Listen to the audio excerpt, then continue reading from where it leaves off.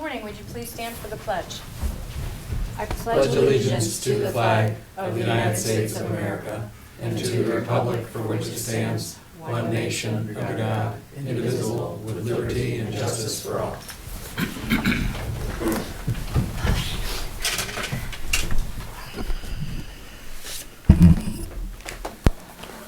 Heavenly Father, we beseech your divine guidance in this meeting. Keep us ever mindful of our obligation.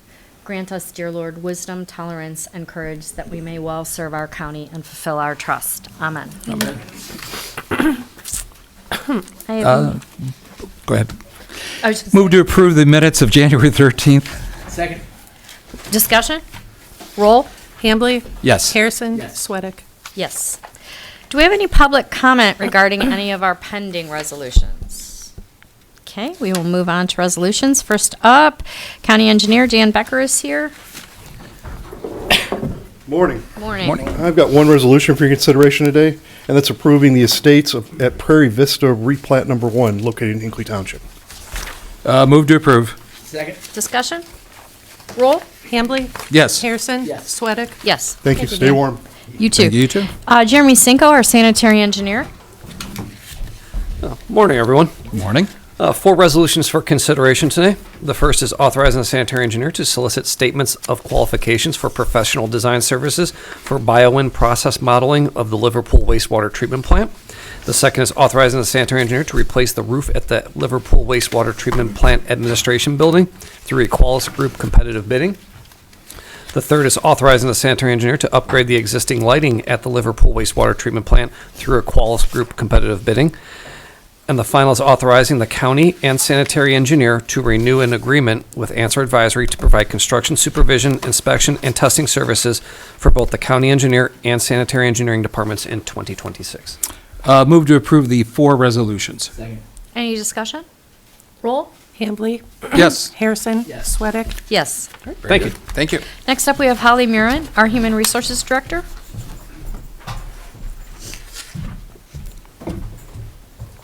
Good morning.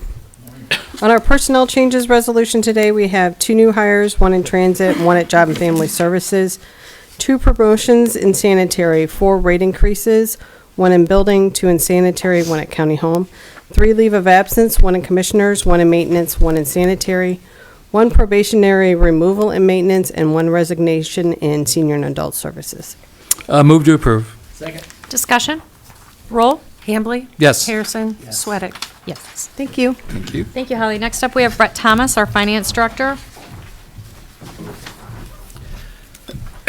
Good morning, Commissioners. Good morning. I have 4 resolutions for you today.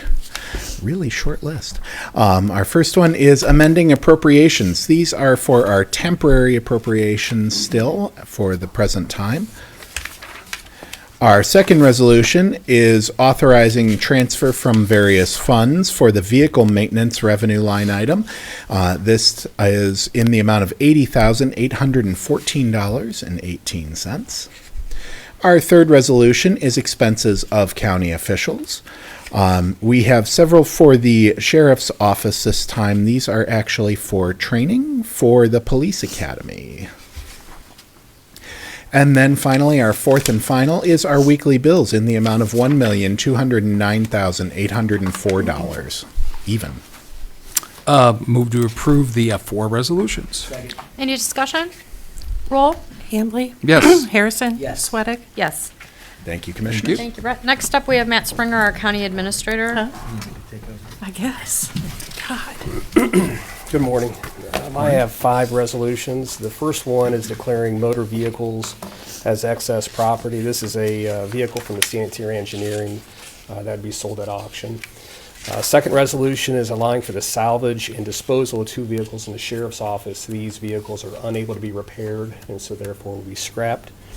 Third resolution is approving a lease agreement with ComDoc for print and copy machines to be used by various departments throughout the county. A pretty considerable cost savings for this particular lease agreement. Fourth is approving a lease extension for the Medina Auto Title Branch. This is the 5th and final lease extension for the Clerk of Courts for the Medina location.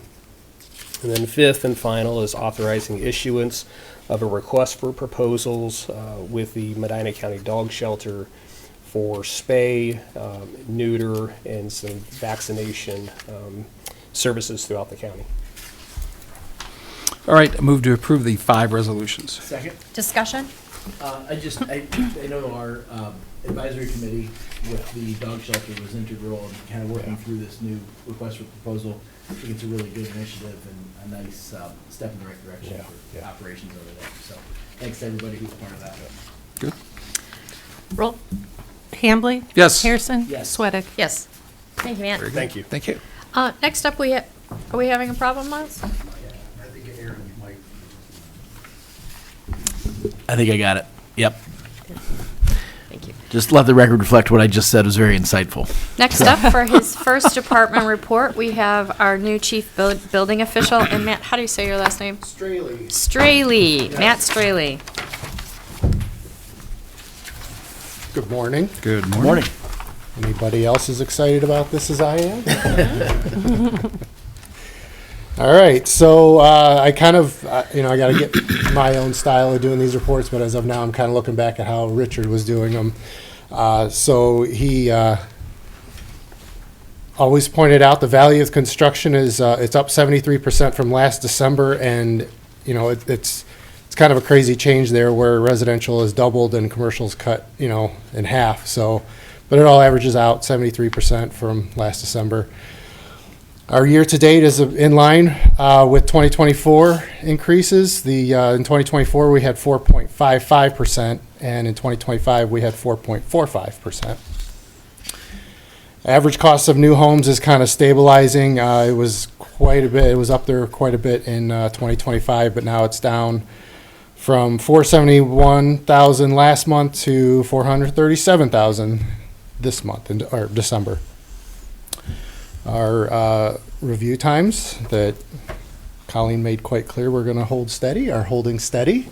So we're doing pretty good there. And we've been doing a lot of cleaning up around the department. We had a lot of old paper files in a digital world we really didn't need. So we're doing a lot of house cleaning there, cleaning it up, making it look less cluttered. And I was very surprised everybody was on board for that. I thought that I might be standing alone on that effort, but the whole department has been really good about cleaning up, getting rid of stuff. So, and we are actively interviewing for to fill that clerk position. So hopefully we'll get someone in there. We have quite a few good candidates. We'll get somebody in there. Hopefully get them trained up before our busy season starts. So, Any questions? Well, I'm just going to comment in terms of when I was looking at the residential. Obviously, when we do this, since this is the year, this is December's and year to date, we can compare it to 24. The number of permits for new houses was down, but the additions increased. So people are basically sticking around and adding to their homes. yes. Yeah. Somehow, while the population of our county is projected to shrink. Right. Should I report back to that agency and let them know? We got a few years for Well, the next no, no. census. We're just trying to bang the drum a little bit in advance of that. So Well, you did very good on your first one. Yeah, Well, thanks, Matt. thank you. Welcome. Thank you. Thank you. Yeah. Next up, we have Bethany Detmler from Medina County Economic Development. Good morning. Can I still say Happy New Year? yes, Sure. I wanted to start my first quarterly report to the commissioners for 2026 with an overview of economic development activity that we saw in 2025 and a bit of a preview of the coming year. So last year, the county saw, I would say, pretty healthy growth given some of the headwinds they were facing. Compared to 2024, Medina County's capital investment by the business community was actually up 35%. Companies in the county spent nearly $338 million on building expansions and the purchase of new machinery and equipment. That's how we define capital investment. And they announced the creation of just over 450 new jobs. And those jobs are expected to generate $16.2 million in new payroll that we were able to track. It's important to us to understand the impact of our organization. So looking at the companies that our staff at Medina County Economic Development worked on, We developed 64 new project leads in-house, and we received another 52 inquiries from Jobs Ohio, most of which were absolutely not suitable for Medina County. Of the projects we developed, we closed 30 of them as a win for Medina County. That includes 17 projects that we started working with in prior years, going as far back as 2019.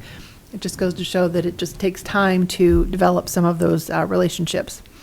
I'm pleased to say that we're also starting 2026 with a strong pipeline of economic development projects. We're following up on several dozen active projects from last year, plus over 60 projects that we're tracking from prior years. Most of our pipeline projects are in the industrial category, 28% are commercial, and then there's a handful in kind of the development opportunities category, industrial parks, land development, that kind of thing. We continue to see development interest in all corners of the county, including industrial and commercial expansions, as well as mixed-use developments. That's kind of been a new trend in the past couple of years. And we appreciate the Commissioner's openness to using new economic development tools like tax increment financing. These projects have a public benefit that include infrastructure enhancement, which I believe will create more opportunities for growth in the county. Controlled growth, of course. We gain a lot of intelligence by meeting with business executives, and in 2025, our economic development staff and our tourism team met with nearly 240 companies each for a total of 476 business visits last year. Over the last quarter, we continued to hear about growth plans as well as the ongoing need for skilled workers, as many companies are still facing the retirement of longtime employees. Unemployment rates continue to stay extremely low in Medina County. The latest data available is for November 2025, and Medina County's 2.8% unemployment rate was, once again, I believe the third month in a row, the lowest in the state of Ohio. We have had that distinction since the August 2025 report. In Medina County, we have 101,600 people in the labor force. It's about the same as the prior November. The latest report shows that 2,800 people are seeking work, which is well short of the number of workers actually needed. So we have a lot of work to do, as we have for the past decade, to support talent initiatives of local employers. You may have seen information on a new resource being rolled out by the state of Ohio called Work Ohio. It's a new statewide workforce initiative and website designed to give Ohio job seekers a rich online career exploration experience rather than just job listings. The Lieutenant Governor rolled that out, I believe, last week. This website offers resources and guidance tailored to different stages of life and career paths. I would still recommend that job seekers use that resource, but also hand in hand with our existing Ohio Means Jobs Medina County office, which has real-life people who can help them as opposed to just a website. One other major rollout this year was Economic Development Corporation's own strategic plan. It was completed last year, and it comes with a mission statement that we are building Medina County's economic future. Something simple and easy to remember. One of our major objectives focuses on workforce development and connecting businesses with schools. So here's some updates on our in-house workforce development programming. Our work with the Medina County Manufacturing Partnership is integral to this workforce development piece, and that board is rolling out its new strategic plan at its manufacturing membership meeting this January. There will be a significant focus on building awareness about manufacturing, partnering with local schools, and strengthening our manufacturing relationships. We're also still working on raising $25,000, which will leverage another $50,000 in state funds to go along with the $50,000 in state startup money that we received last year. Earlier this year, I know it's only the third week of January, but it's been a busy year so far. We organized nearly 20 students from the Medina Christian Academy to take plant tours during their January J term, they call it. They met each day with a manufacturer for career exploration. We actually identified a number of students who were interested in internships with the companies they met. So mission accomplished. We got them excited about what they saw. Our pre-apprenticeship program is ongoing with over 600 graduates of our existing pre-apprenticeship program and hundreds more expected by the end of this school year. We're taking the foundation of that program and we're planning on how to enhance it to create grade-appropriate experiences across elementary, middle, and high school. Our goal over the next 3 years is to collaborate with businesses and schools so that every student in Medina County can access work skills training by 2030. Our career coach for our new strategic plan also calls for increasing student engagements by 10% annually. Mitchell Bemke is now in his 4th year as our career coach, and he's well on his way to achieving that goal for the coming year. He's currently promoting with the students our work scholarship program. So for high school seniors who are intending to go straight into the workforce, we're encouraging them to apply for this $1,000 grant that they can use to kickstart their careers right here in Medina County. A few other updates on our activities at MCEDC. Over the next month, most of our staff will be involved with the Community Reinvestment Area Tax Abatement Monitoring. We do manage 12 CRA zones in the townships on behalf of Medina County. We also handle reporting responsibilities for the CRA programs in the Village of Seville and the City of Brunswick. So we will be back in late March to have you approve the recommendation of those housing councils that will meet to look at all those projects. The Medina County Land Bank Board is planning at this point to meet at the end of January to finalize its selection of projects for upcoming brownfield demolition grants, as well as finalizing a sale agreement for a residential property in Medina, which we bought off of the state, which we didn't buy it, it was given to us. We claimed it off of the Ohio's foreclosure rules. We also just applied for $2.1 million in the next round of Welcome Home Ohio grants to continue our work on supporting the construction of additional affordable housing in Medina County. The Ohio Department of Transportation will be opening the next round of Transportation Improvement District grants, or TID grants, in March. I've been working with several developers who will need road construction support for new projects. Those grant applications will need the approval of the Medina County TID Board, as well as support of the county commissioners. We'll need to update the list of priority projects in the Medina County Comprehensive Economic Development Strategy document. That gets us some extra points on the application. So I will likely be back before the end of February to finalize the details on those projects. For the Port Authority, I'm pleased to report that the Ohio Department of Development has funded reimbursements totaling $866,500 for 4 of the brownfield and building demolition grant projects we've been working on for several years.